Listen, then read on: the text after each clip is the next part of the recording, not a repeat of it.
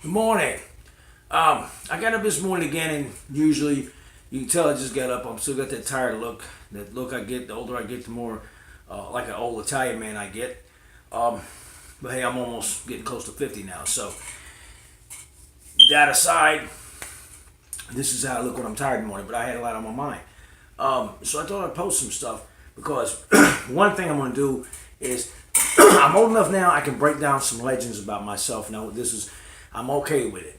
I don't know if you remember, but there was a time there was about 5 people years ago, and I did something and somebody said, "Damn, what a fucking badass!" And so being that when I'm back in those days, I did some crazy shit that a lot of people wouldn't do. I'm probably surprised I didn't go to prison or get killed. Doing some stunts I did, but there's sometimes I did stunts because I knew that I was gonna win. Kind of like a magician. How did I know I was gonna win? Well, this isn't a big ego tripping video. There's a point to this. I'm gonna break down right now one reason, one time I did something, and people thought I was a bad motherfucking crazy son of a bitch or something when I did it, but I really wasn't crazy. It's really because Mr. Greco is good at paying attention. I pay attention, and I am very aware of what's up. So with anything I do, especially handguns, since I've been fucking with handguns since I was a kid. So this is what happened. The gentleman that did this background story, we had a gentleman that liked flashing a Glock at people. He had a Glock handgun, and he liked to pull the gun on people. He was a pimp, not a very good man. I'm not going to mention his name, but most of you know who he is. I'm sure my police officer friends remember him. But the man had bought a prostitution place, and he would run around town pulling guns on people and hanging around with some of the other dirtbag drug dealers and whatever. He didn't turn out well because eventually he ended up going to, I think, Bowling Green, Kentucky, somewhere Kentucky close to us, but I think it would be Bowling Green. And if you look this item up and you find out who the guy is, he ended up killing or murdering his girlfriend who was pregnant with his baby, and that was a true story. But before he did that, the guy was running around town swinging a Glock around, threatening people with his Glock. One particular time, the guy pulled a gun on me. Actually, twice, the guy pulled a gun on me. He pulled a gun on one of my employees, and I was standing up for him. If anybody remembers Chris Lowe, I think it was Tree that first time was Chris Lowe he was threatening. Everybody remember Tree out on the front of the club, and I forced him to drop his handgun. I had a gun up to his head before he knew. He was waving the gun at him. I actually came up to him. I had a Glock myself. I had a Glock 23. I put the gun in his head. He had a gun. If he would have swung around, I pulled the trigger. But I didn't want to have to shoot the guy because I wanted the damn lawsuit and the insurance problem. So and I let the guy go. He laid the gun down in the trunk, went away peacefully. But at that point, people saw that. So he kept trying to run up on me. Okay? So one day he ran up on me. Well, there was a lot of people around. And I was armed as usual. So I was armed, and I actually did something that people thought was crazy. I had my gun in my hand. I put my gun back in my fucking holster, my pocket holster.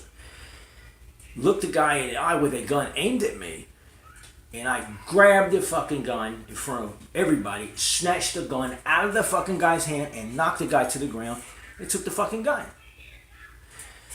Now, people said, Jesus Christ, Greco's a bad motherfucker. He just snatched a gun off a fucking dude. He just snatched that fucking Glock out of that guy's hand, pulled the fucking Glock out, and pushed the guy off him. Took the guy's gun in front of everybody. He had a gun. He didn't even pull the trigger. He put the gun back in the holster and snatched the gun from the guy. Greco's fucking crazy. That made me look like a badass. So I'm here today to tell you that I wasn't that much of a badass when I did it. I'm going to tell you the truth. It's not that I'm a badass, it's I'm a badass that pays attention. Let me tell you what the reality was. I understand how guns work, and I understand the mechanics of guns, which is actually the point of the video. Okay? If you know how Glock is a kind of it's a striker fire handgun, and it only works a certain way. Some people argue it's a single action. Some people say it's a double action only gun, but it's kind of it's a striker fired process, which If you need to look up and study what the difference in a hammer fired, a striker fired, a single action, handgun, all these things are. We need to know the differences if we're going to carry guns. A lot of you carry guns or own guns in your home and you don't know how those guns work. The Glock is the most complicated out there pretty much. Now it's kind of, a lot of guns operate similar to Glocks. But this is why I had the balls to pull the gun off the guy. Okay? This is a Glock 43. This is a smaller Glock. This is the smallest Glock I own. This is the smallest Glock they make next to the 380, which is the 42. But this is the not smallest 9mm. It's a single stack. Okay? So I want to safety check it. And you see here, we're empty. There's no, you have to make sure when you check it that there's not a cartridge stuck in the barrel. You look and visually check and make sure when you look in the barrel there's nothing stuck inside there that just didn't eject. Your ejector, which didn't pop the round out. So make sure that you've got nothing there. Okay? And when you do this, make sure there's no magazine in the gun, because when I close it, what am I going to do? I'm going to put a round back in the gun. Okay? I know I'm not like those gun guys on YouTube, you see, but I'm a street guy, so I'm telling you in the street way instead of trying to be technical. If I had a mag in this gun and I had a full mag, as soon as I close this gun, there goes another round. So my safety check is bullshit. So make sure you're empty. Okay, you're empty. And you got you see there, and look in, make sure there's nothing shiny. That there visually that there's nothing in that barrel and there's nothing in there. Okay, make sure it's empty. Okay, now, that said, I'm going to do something. Now, when I pull that slide back, I'm cycling the action there. I'm allowing that gun to fire. Okay, now, if you see this position, that's the trigger. See the position the trigger's in? Watch this. See that position? Okay, so I'm going to look at the position of the trigger and bam. There we go. Okay? See where the trigger's at now? See the trigger? Okay, now watch this. I can't keep firing it. That's a single action thing. Because here's the deal. When I fired it, there was no cartridge there to blow the cycle back. There was no gases to take this cycle and go click, click, and look at that. We're in the middle. You see that? We're in the middle. So now when we're in the middle, I can go bam. There we are. Trigger's back in the back position.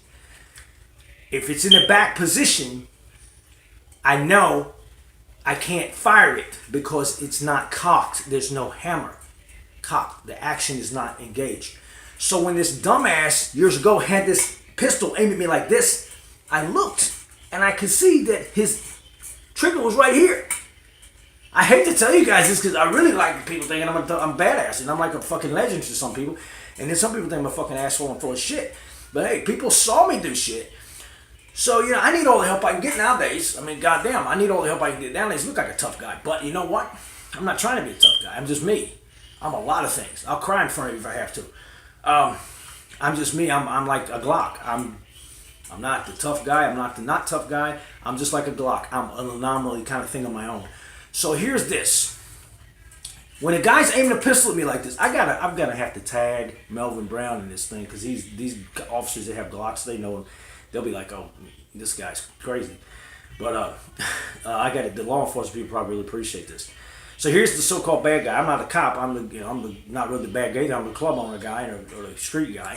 So here is the guy's like this, and I was like, fuck this. I was like looking at his gun. I'm like, he's not gonna do shit. He's fucking not even got a round in the chamber. What is this guy's stupid?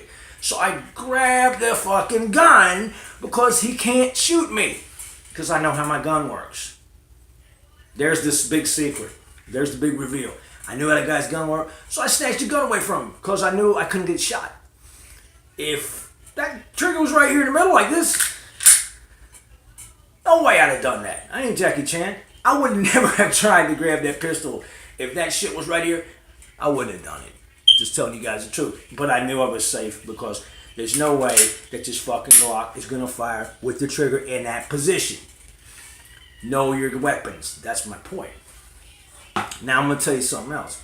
There's a difference in single and double action handguns. Here is a double action only revolver, which means there's no hammer. The hammer's internal.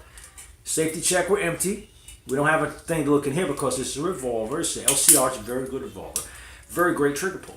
But you have to go through the entire cycle, which cocks, turns, The hammer, the entire cycle is the trigger does the entire cycle rather than the hammer being pulled back. That's why when I see weapons like Glocks and these on move things like Walking Dead, I can't stand when you hear the hammer sound.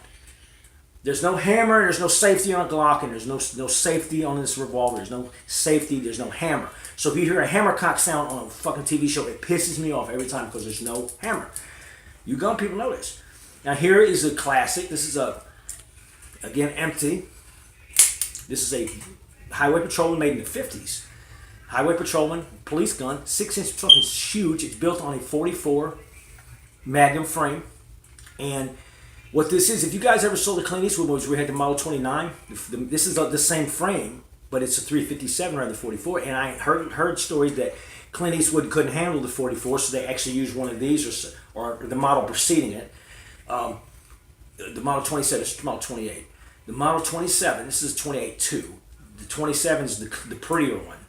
The 28 was designed for the police officers, where it was kind of dulled down for police finish. And then the 27, I think, was some they have nickel or prettier finishes, and this was and very expensive to make. So this was the budget deal, and it says Highway Patrolman on it. It's a very good weapon.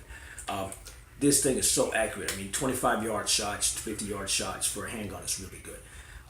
But the point of that is here's your thing. You got this is double action. You pull the trigger and it cocks, and all the way, boom, double action. Okay.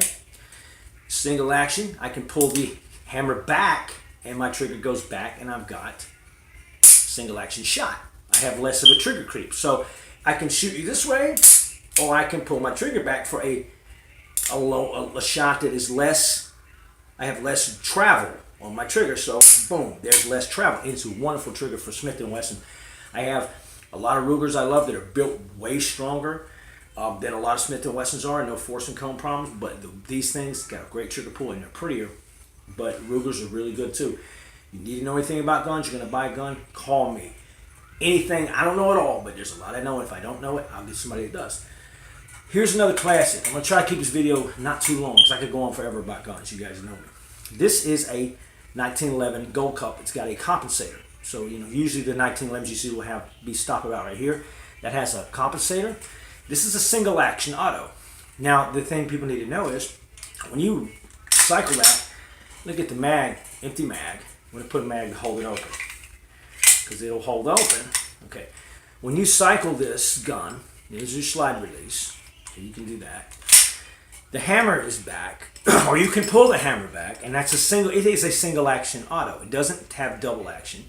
So, boom. You have to pull the hammer back, and every time you shoot it, it will go boom. Of course, with no mag, with the mag empty, the rounds will cycle. Booms and resets the hammer.